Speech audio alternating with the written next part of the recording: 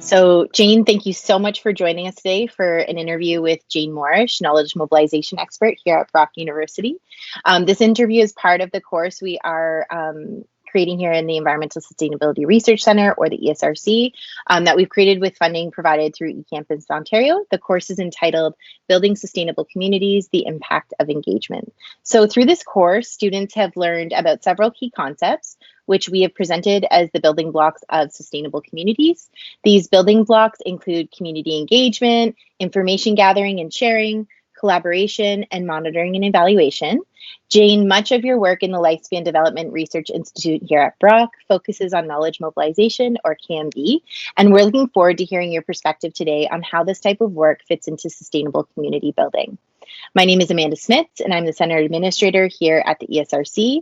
Jane, I have to say that I was so inspired by learning from you about knowledge mobilization a few years ago that I actually enrolled and completed the certificate in knowledge mobilization through the University of Guelph back in 2019. This is all to say that I'm really looking forward to our conversation today.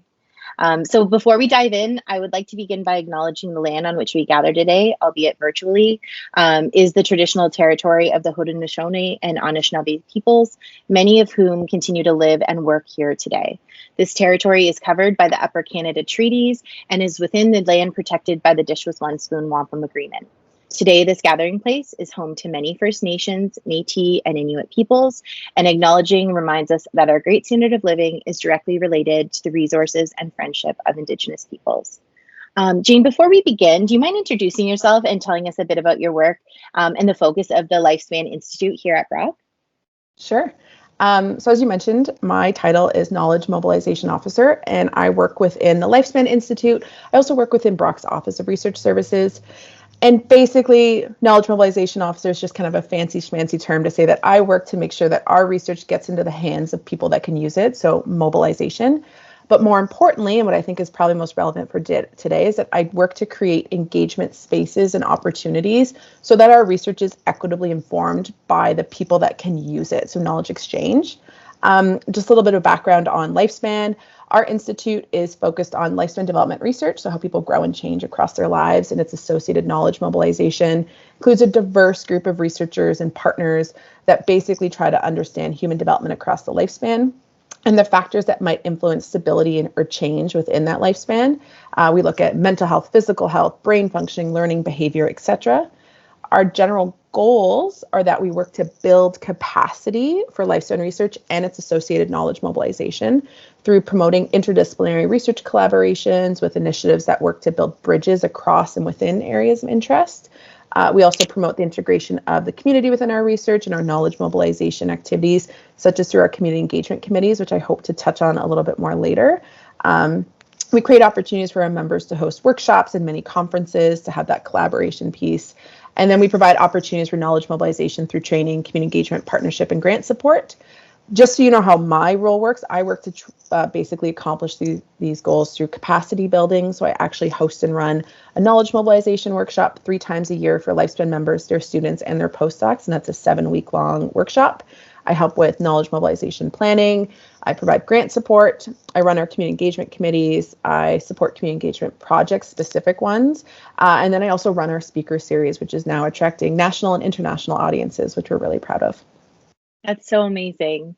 So in Module 2, entitled Information Gathering and Sharing, we've looked at different ethical considerations when performing community consultations, different methods for collecting community data and information. And then most recently, we've learned about the role of knowledge mobilization. So exactly what you just described your role being.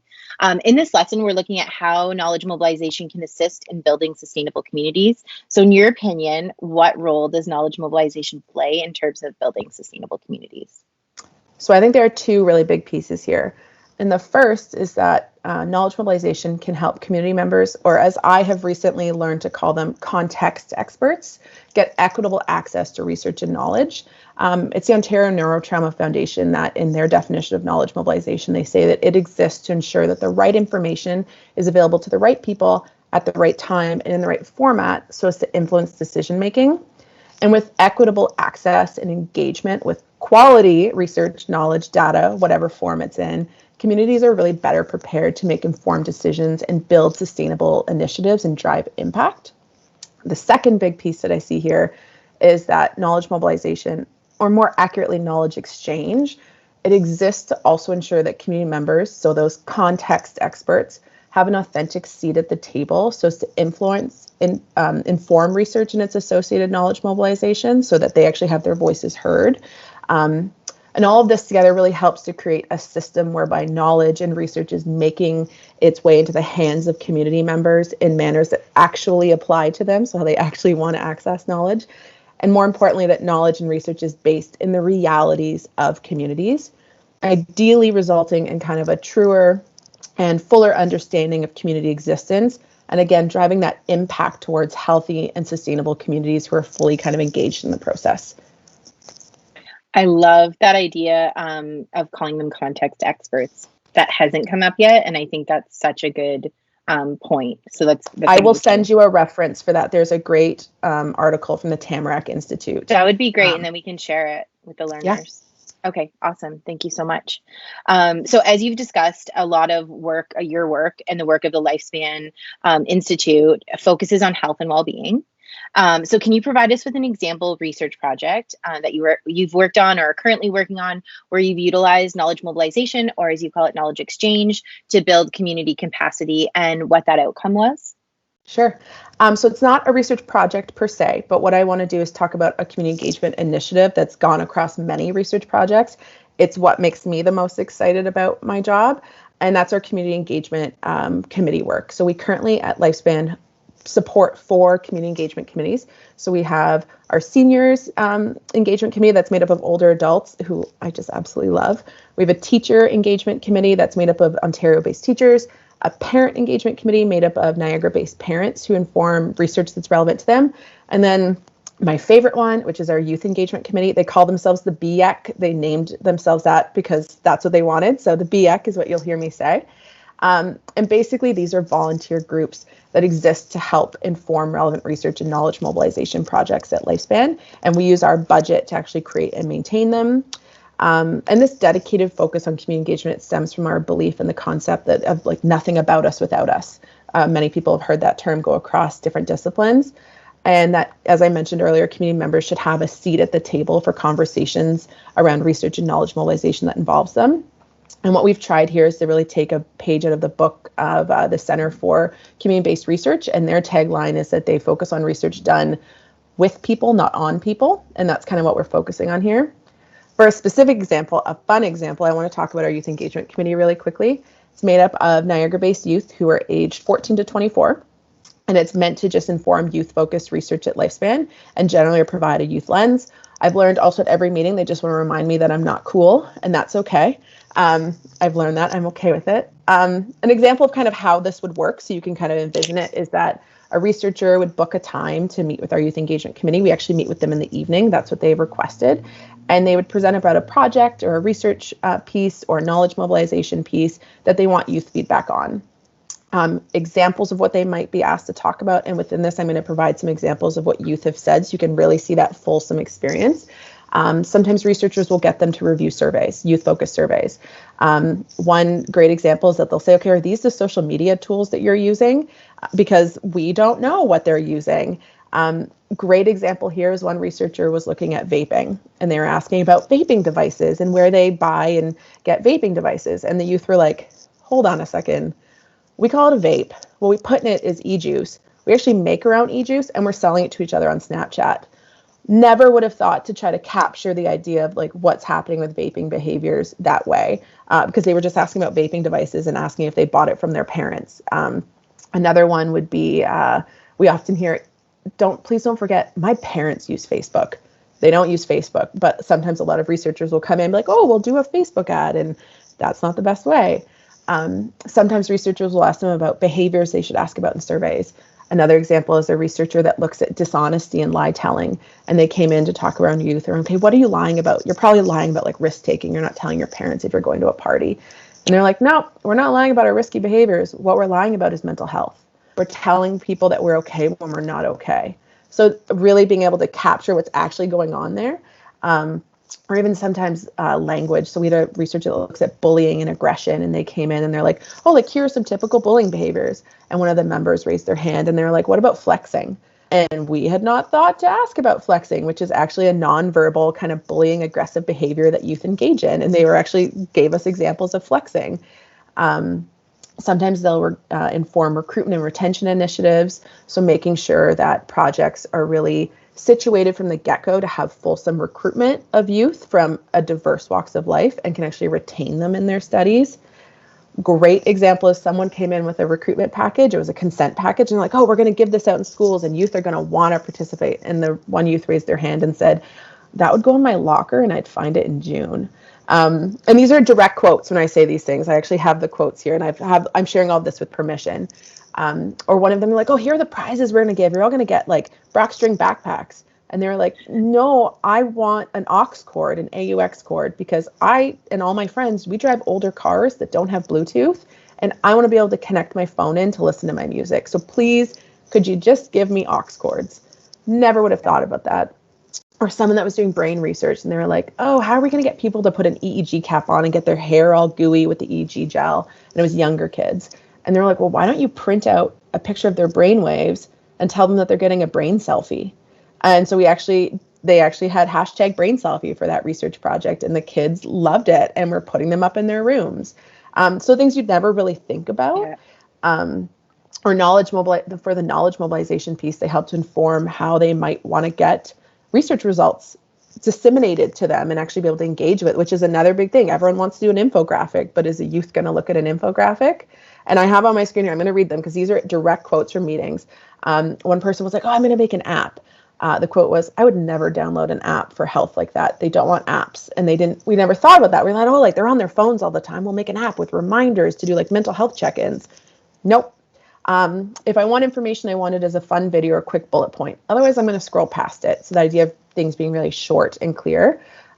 This one was one of my favorite was make it look like a good time. So the idea that they really want like creative clickbait memes and questions, the idea of made you look. A good example is they just talked with someone that's doing some research around things that maybe weren't so great in middle school. And they were showing their like recruitment posters, and the youth were like, hold on, why don't you just start your recruitment poster with this simple statement of, did middle school suck? Come talk to us about it. And they all loved it. And they're like, if I saw that on my poster in my school wall when I'm waiting to go into class, I'd be like, yeah, middle school did suck. And I do want to talk about it. So I'm going to actually like scan that QR code. Or things like, great, another government website, and they can really see when things, and like when we as adults, it's why they tell me I'm not cool, don't remember all those things, and we think how we might want to get access to information, but they're really showing us how they want it. Or even like the idea of choose your own adventure, which they love right now, that came from an episode of Black Mirror called Bandersnatch. And our group actually helped to develop and review an entire impaired driving choose your own adventure program with one of our partner organizations that now has been rolled out nationally. And it's called the Highway Home.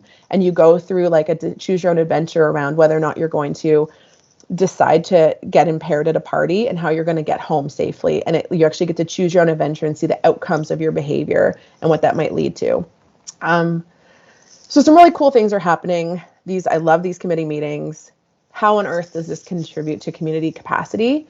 First, I would say that it really helps to ensure that our work is community-based and context-based. So again, it's not just us sitting in our offices thinking what the community wants, or me sitting there being like, Facebook's what we want, infographics on Facebook, which is what sometimes people might do without actually talking to youth. And second, it really helps to make sure that our work and our research gets out there into the hands of community members that can use it in manners that actually apply to them equitably. And I would also say that the way that this community engagement work helps to build community capacity is really kind of in a reciprocal manner. First is that the research that they inform is now based on equitable knowledge exchange. So the research and knowledge mobilization projects that they review now have an aspect of engagement within them and are more grounded in the true experience of community members that research relates to. So be it youth, parents, teachers, older adults. And second, and I would say probably most importantly, these committee members are now learning about research and science and communication and knowledge mobilization and how important their voices are in these processes, ideally making them more informed citizens, building a general capacity for understanding research and how important everyone's voice is in research. I want to quickly share, I know I'm talking a lot in this question, but it's clearly what makes me the most excited. Some quotes from our Youth Engagement Committee. The idea from the mouths of babes that actually really demonstrates this impact. These are again shared. These are direct quotes from members when they graduated out of BEAC. So I'd like to thank you for the opportunity you gave me by accepting me into BEAC. This program's changed my life. I may not want to attend university, but it's impacted my life drastically. Thanks to you, I discovered my passion for psychology, and I realized that my voice is important and valued. You've allowed me to explore the field of psychology and help me figure out if it's the right fit for me. And I've respected my opinions and values throughout, and you've become my friend. Another one was, I'm so sad to have graduated from BEAC. BEAC has been an incredible experience, and I'm so happy to have helped the way that I have. Thank you for creating a safe and open space for students like me to develop strong communication skills and share ideas without the fear of judgment. And the last one was, I really want to stress how much I appreciate the opportunity to be a part of this committee for so many years. You and the others have always been extremely kind, welcoming, and genuinely involved in BEAC throughout my time. The entire experience has really shaped the way that I think and has opened up a lot of doors for me in terms of my education and other extracurricular activities. I'm not sure if I mentioned this at the last meeting, but I also want to reiterate how important I think this committee is and the impact that it can have going forward. Since my time joining, it's become clear that researchers and other professionals are seeing the value of youth's perspectives, a voice that usually doesn't get a lot of attention in that capacity. One note on how, I know, it's amazing. And these are literally, these are teens telling me this. What's awesome is how all this can be scaled up. So one of our Lifespan members came to Youth Engagement Committee meetings and was just blown away by the feedback they got just around infographics.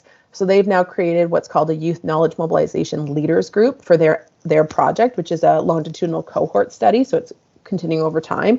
And they're actually paying these youth to develop youth-focused knowledge mobilization materials. They're actually running their entire Instagram account.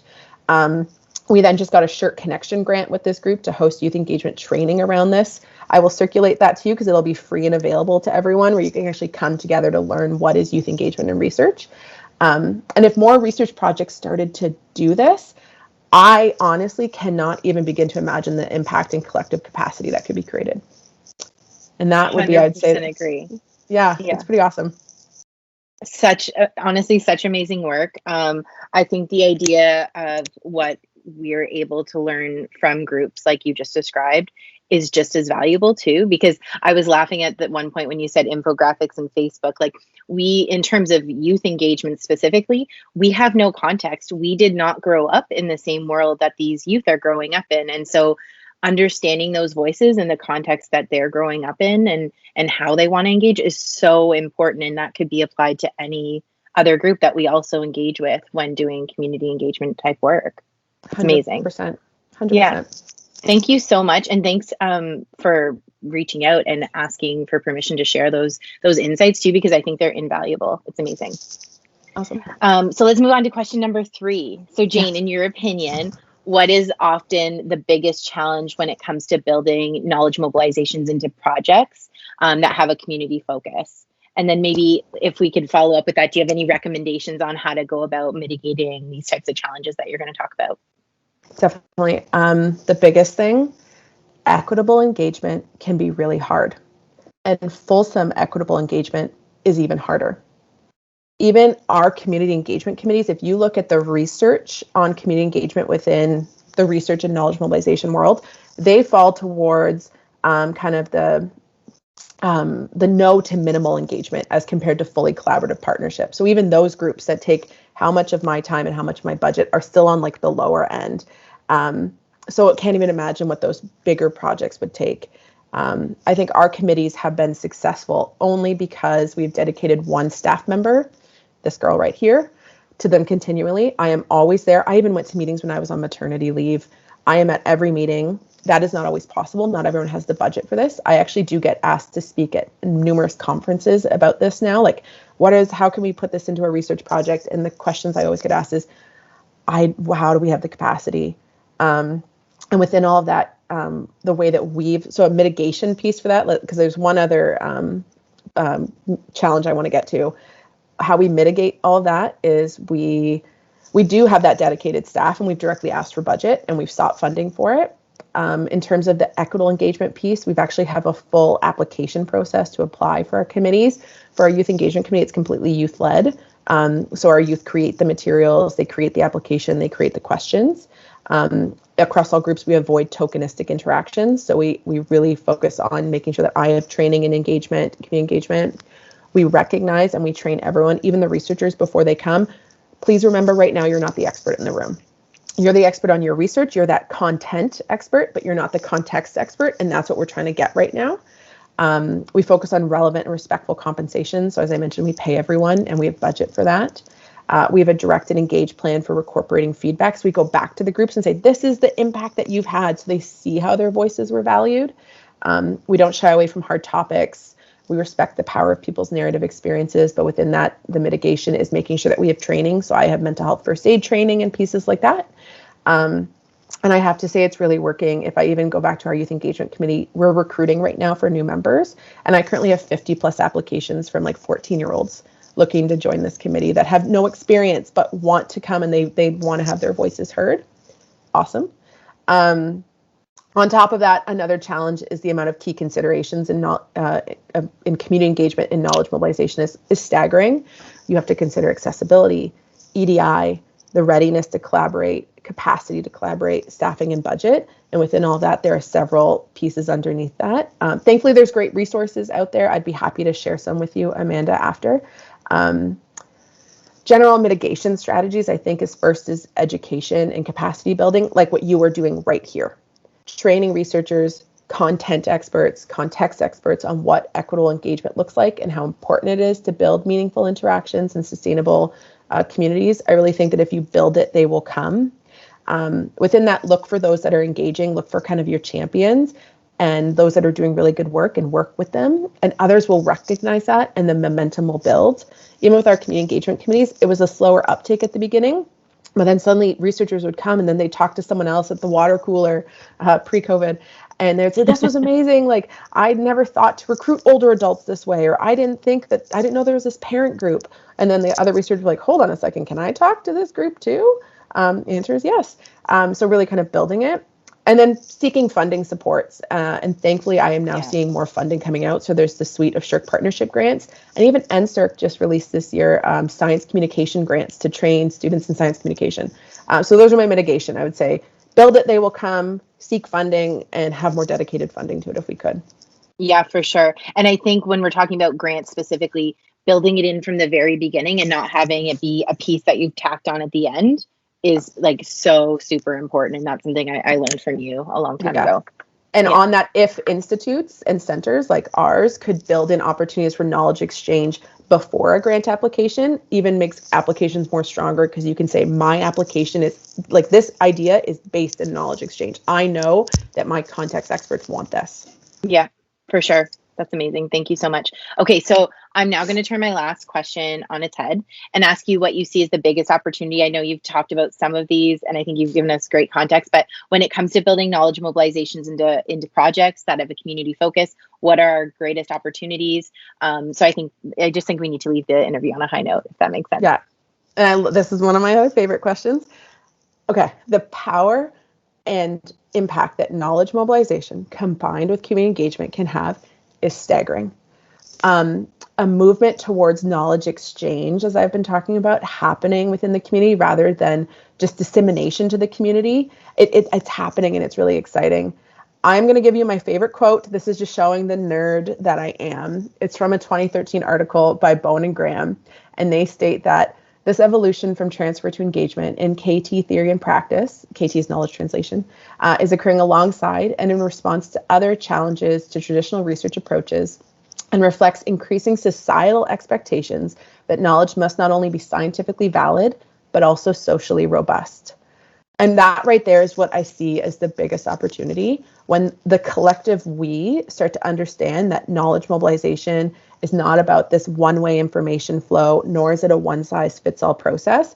Then capacity for true change and impact, it's endless at that point. Content experts like researchers and context experts like community members working together to help plan and execute knowledge mobilization can really help to close the knowledge to action gap. Research shows sometimes it takes research 17 years to even get into practice.